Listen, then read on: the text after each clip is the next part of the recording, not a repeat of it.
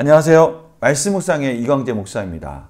오늘 저희들이 수요일날 같이 나눌 이 본문은 어제 화요일날 본문에 이어서 계속해서 말씀이 확장되는 느낌을 갖게 됩니다. 이스라엘 민족의 구원에 있어서 그의 백성들이 해야 될 일들에 대해서 말씀하신다면, 오늘은 이제는 그 열방, 하나님 이방까지 그 영역을 확장하고 계십니다. 회복의 메시지를 확장하고 계시는 것이죠.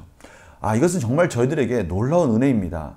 저희들이 제사장 나라로서 구원받은 백성들이 이제는 그 제사장 나라로서 구원받은 그들의 삶 속에만 멈추는 것이 아니라 아직 구원받지 못한 그 이방 땅까지 하나님의 회복의 메시지를 선포해야 된다는 것을 말씀하고 계시는 것이죠. 오늘 본문을 통해서 하나님께서는 구체적으로 어떻게 그의 나라를 이루어 가시는지를 우리가 같이 살펴보면서 은혜를 나누는 시간을 갖도록 하겠습니다. 제가 기도하고 시작하겠습니다. 하나님, 오늘 말씀을 통해서 저희들이 또 하나님 원하신 뜻이 무엇인지를 찾아가기를 원합니다. 성령님 조명하여 주시옵소서. 감사드리며 예수님의 이름으로 기도드립니다. 아멘. 오늘 본문은 예레미야 31장 10절에서 14절입니다. 제가 봉독해 드리도록 하겠습니다. 이방들이여, 너희는 여호와의 말씀을 듣고 먼 섬에 전파하여 이르기를, 이스라엘을 흩으신 자가 그를 모으시고 목자가 그 양떼에게 행함같이 그를 지키시리로다. 여호와께서 야곱을 구원하시되 그들보다 강한 자의 손에서 속량하셨으니 그들이 와서 시온의 높은 곳에서 찬송하며 여호와의 복 곧 곡식과 새 포도주와 기름과 어린 양의 떼와 소의 떼를 얻고 크게 기뻐하리라. 그 심령은 물된 동산 같겠고 다시는 근심이 없으리로다 할지어다. 그때 처녀는 춤추며 즐거워하겠고 청년과 노인은 함께 즐거워하리니 내가 그들의 슬픔을 돌려서 즐겁게 하며 그들을 위로하여 그들의 근심으로부터 기쁨을 얻게 할 것임이라. 내가 기름으로 제사장들의 마음을 흡족하게 하며 내 복으로 내 백성을 만족하게 하리라. 여호와의 말씀이니라. 아멘. 오늘 말씀 보니까 참 눈에 띄는 동사들이 많이 나옵니다. 오늘 이방인들이여 라고 말씀하시면서 목자가 그 양떼에게 행함같이 그를 지키시로다. 이방인들을 참으로 선한 목자가 그 양떼들을 위해서 행함같이 어떻게 행하겠습니까? 선한 양은 푸른 초장, 맑은 시냇물이 흐르는 곳으로 그 양떼들을 인도해냅니다. 오늘 보니까요, 이방인들이 그 심령은 물된 동산 같겠고 하나님께서 물된 동산같이 흡족하게 채워주신다고 말씀하시면서 14절입니다. 제사장들의 마음을 흡족하게 하며, 이제는 제사를 드리는 모든 것들이 풍족하게 해서 참으로 제사장들도 즐겁게 풍성하게 하나님께 예배를 드린다고 말씀하시는 것이죠. 하나님의 회복의 역사가 풍성하게 영육간에 넉넉하게 이루어지는 것들을 보게 됩니다.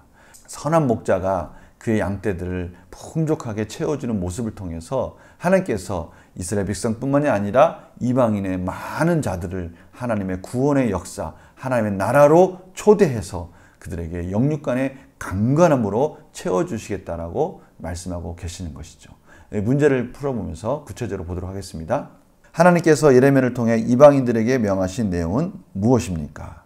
하나님께서는 이방인들에게 예레미야가 선포하는 그 구원의 메시지를 들으라 라고 말씀하시는 것이죠. 들으라 라는 말씀 속에는 순종하라 라는 말씀과 같이 이해할 수 있는 것이죠. 하나님께서 이방인들에게 예레미야가 선포하는 이 회복의 메시지를 들으라 라는 말은 듣고 순종하여서 하나님의 나라로 들어오라, 하나님의 말씀 가운데 예배하는 자로 회복되어져라 라고 말씀하시는 것입니다.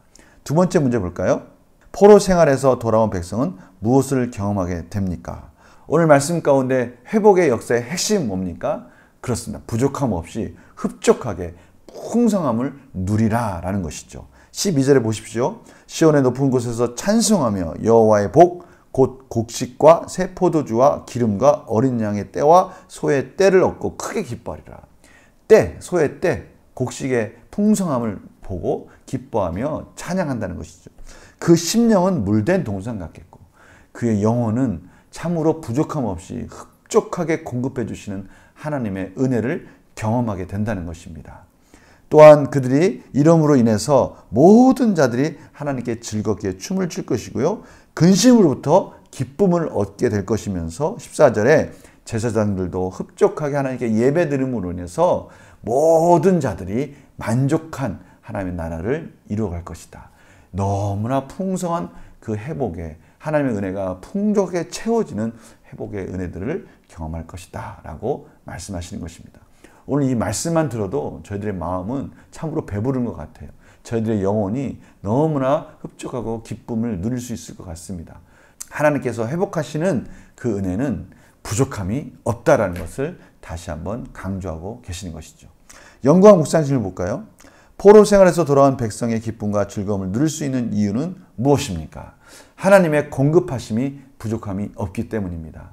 하나님의 관계가 회복되어진다는 것은 하나님의 은혜가 단절돼서 은혜가 공급되지 못했던 관계가 이제는 다시 회복되어져서 하나님의 풍성한 은혜가 공급되어지는 관계가 회복되어졌다는 것을 말씀하시는 것이죠.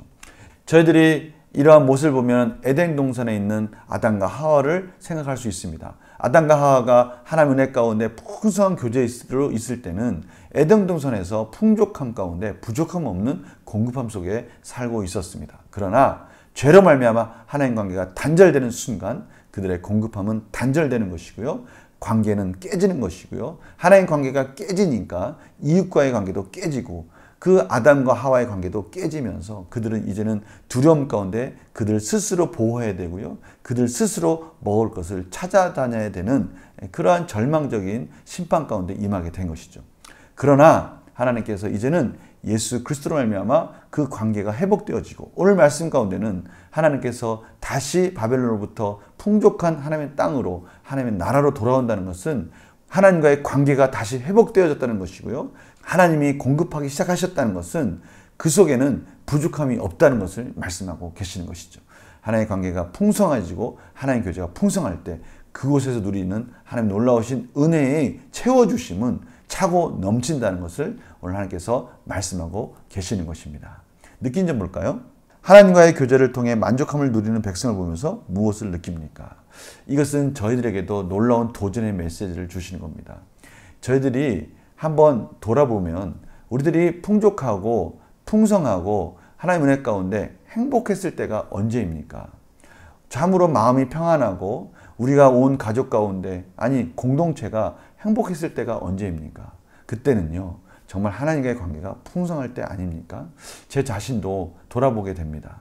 아니 지금의 때에 우리가 그것을 누리는가 누리지 못하고 있는가에 대해서 하나님께서 지금 도전을 주고 계시는 거예요. 행복하다면 감사의 제목. 만약에 하나님과의 풍성한 교제가 이루어지지 않아서 저희들 삶 가운데 무언가 막히고 걸림돌이 있다면 그것을 회복해야 될 기도의 제목들을 저희들이 결단할 수 있는 것이죠. 결단과 적용 볼까요?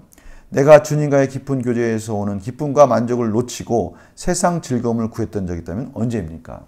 저희들이 지금 만족하지 못하고 있고 즐거워하지 못한다는 것은 세상에서 오는 즐거움이 부족해서가 아니라 하나님과의 관계의 문제라는 것을 말씀하고 계시는 겁니다. 하나님과의 교제가 다시 풍성히 회복되어진다면 저희들은 만족할 수 있다는 것이죠. 어떠한 어려움과 고난 가운데도 그것을 이겨나갈 수 있는 힘을 하나님으로부터 공급받을 수 있다는 것을 말씀하고 계시는 것이죠. 우리가 이 부분을 저희들이 잊지 말아야 될 것입니다. 하나님과의 교제가 회복되어졌을 때 저희들은 만족할 수 있고 행복해질 수 있다는 것을 오늘 하나님께서 다시 한번 강조하고 계시는 것입니다. 그래서 두 번째 저희들이 적용으로 갈 수 있을 것 같아요. 내 삶이 물된 동산 같은 축복을 온전히 누리려면 무엇을 결단해야 됩니까? 저희들은 오늘 말씀을 통해서 성령님의 음성을 듣길 원합니다.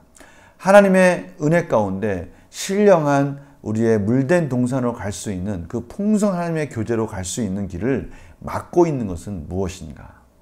지금 하나님께서 우리의 삶 가운데 말씀하시는 메시지를 통해서 우리가 어떠한 기도 제목과 어떠한 결단과 순종이 필요한가?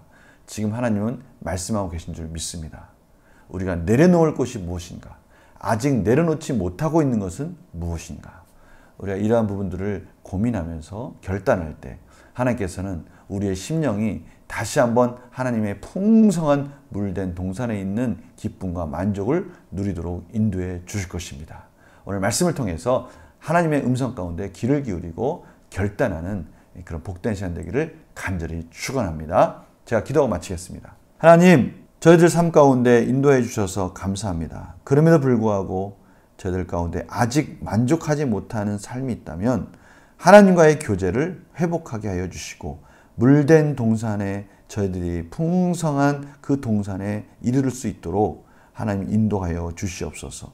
혹시나 저희들의 삶 속에서 그러한 하나님의 물된 동산으로 가지 못하도록 막고 있는 것이 있다면 깨닫게 해주시고 회개하고 결단함으로 인해서 다시 한번 풍성한 교제가 이루어지는 하나님 놀라우신 은혜의 시간을 맛보게 하여 주시옵소서.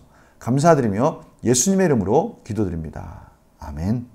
오늘 말씀 가운데 하나님이 우리의 삶의 모든 문제는 물된 동산으로 왔을 때 다 해결될 수 있다고 말씀하십니다.